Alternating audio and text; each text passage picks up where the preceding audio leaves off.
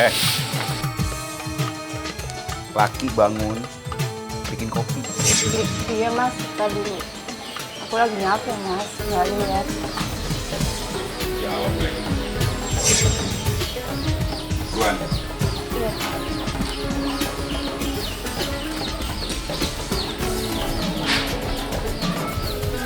Hei, Iya mas. jangan pakai lama. Iya, tar dulu. Aku lagi buat mas.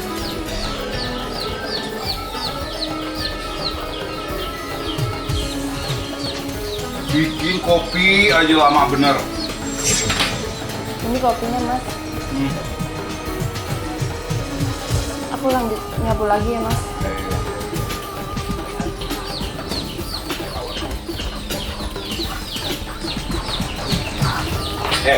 Ini.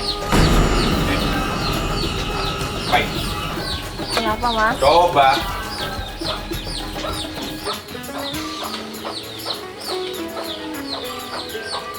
Kopi apa? Manis kan? Manis? Iya. Apa nih? Kopi kolak. Ya ampun mas. Bikin kopi itu yang benar. Bisa nggak?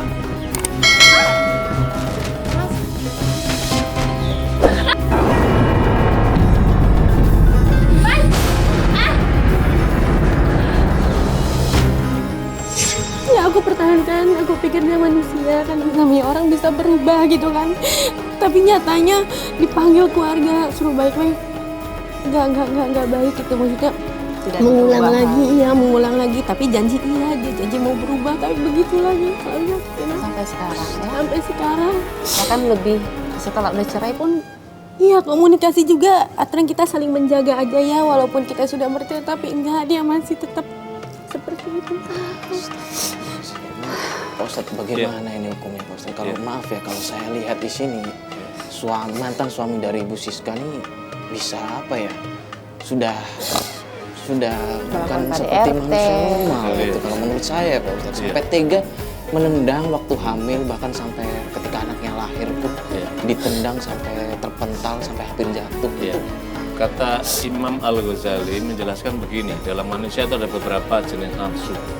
Nah, ketika manusia sudah diingkapi nafsu, namanya nafsu as-sabuiyah. Itu adalah nafsu kebinatangan, itu berarti sifat buas yang muncul. Nah, ketika pada saat itu yang dominan, maka apa yang terjadi? Hilang nilai kemanusiaannya. Akibatnya apa? Melihat orang lain tidak ada rasa kasih sayang, apalagi pada istrinya gitu loh. Padahal para pemirsa yang dihormati Allah, Mas Mario, kita ingat kisah. Siapa yang tidak kenal dalam kisah Sayyidina Umar bin Khattab? Umar bin Khattab adalah sosok laki-laki seorang muslim ketika masuk Islam, itu tangguhnya luar biasa. Di medan pertempuran, berhadapan 40 orang dalam riwayat, itu bisa dikalahkan oleh Sayyidina Umar. Tapi ketika di rumah di depan istrinya, ketika mohon maaf misalkan istrinya ngomel, Umar itu diam saja, penuh kasih sayang. Karena apa? Ketika ada sahabat melaporkan, ya Umar, Anda diomel sama istri, Anda diam kan? Bagaimana mungkin aku bisa marah pada istri saya? Sedangkan dia ialah telah memberikan hadiah keturunan kepadaku yang kelak akan menjadi penerus perjuanganku. Gitu. Jadi apa maknanya? Kisah dalam ini adalah kisah inspirasi dari Umar bin Khattab. Ini adalah memberikan pelajaran pada kita, seorang laki-laki harus penuh kasih sayang pada istrinya. Dan kalau kita melihat tadi itu, saya merinding loh mendapatkan cerita ini. Bagaimana mungkin ada seorang suami kemudian istri yang mengandung, kemudian dipukuli, kemudian ada. Jadi kan sudah luar biasa. Pertama, melanggar ketentuan agama. Yang kedua, melanggar undang-undang negara, kekerasan dalam rumah tangga. Yang kalau dilaporkan itu 5 tahun loh hukumannya. Siska, maaf nih kita sedikit bertanya sama Mbak Siska ya. Mbak Siska kan sudah tahu nih dari awal pacaran sampai melakukan pernikahan kan sudah kelihatan nih mungkin tidak baik gitu ya, menyuruh menggugurkan, hamil duluan atau tinggal bareng gitu ya. Itu kan sudah pertanda sebenarnya tidak baik. Lalu kenapa di pikirannya Mbak Siska ini gitu mau juga menerima pinangannya dia sampai menikah gitu? Kenapa alasannya Mbak Siska? Alasannya kan aku sudah dinodai sama dia Kak, dan aku juga kan sudah punya anak dari dia gitu kan. Tadinya keluarga aku tuh udah nggak boleh sebenarnya, kalau emang saat mau nikah juga dijanjiin doang tuh, kita udah undang tetangga, malah kan dibatalin tuh sama keluarganya, katanya nanti aja diundur gitu kan. Jadi kami juga pihak keluarga bingung, udah aja pihak keluarga memang nggak boleh, cuman kan aku yang tahu.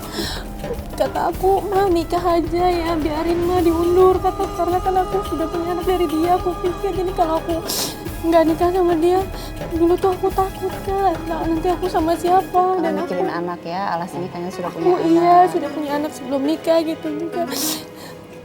Itu sih kan alasan aku jadi maksa tetap nikah, dan aku pikir dia manusia ya normal gitu, bisa sadar gitu, baik, bener, emang berubah saat nikah kan, siapa tahu gitu. Sekarang anaknya Mbak Siska umurnya berapa tahun? 5 tahun. 5 tahun. Sekarang bagaimana keadaannya Mbak Siska? Iya itu dia, anak aku itu sempat, aku dan anak aku kena psikikis ya. Aku pernah berobat di dokter kejiwaan, itu dirujuk dari Polsek juga kan, karena aku giniin KDRT-nya dan dia mengakui memang aku tidak menerusin juga karena kasihan anak aku. Saat itu kalau aku terusin ya aku bawa-bawa ke sana kemari, dan Tapi sekarang anak sama Mbak Siska. sama aku. Jadi Mbak Siska, setelah cerai itu apakah kebutuhan anak, kebutuhan hak anak, dan kebutuhan Mbak Siska juga dipenuhi tidak sama mantan suami? ya itu dia yang sampai sekarang aku bagaikan pengemis sama dia. Yang sakit hati lagi, aku sudah diderita, dibohongin, janji-janji, dan saat cerai dia memang mengasih uang kan sebesar 4 juta untuk katanya untuk anak aku nafkah. Tapi sekarang ini aku hanya dibikin kayak pengemis, jadi aku harus ngomongin dia minta, itu pun dikasih hanya 300-500 ribu, nggak sesuai apa yang dia ucap saat di pengadilan.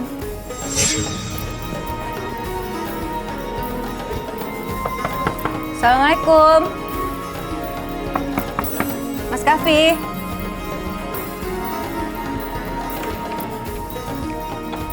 Astagfirullah. Lu lagi.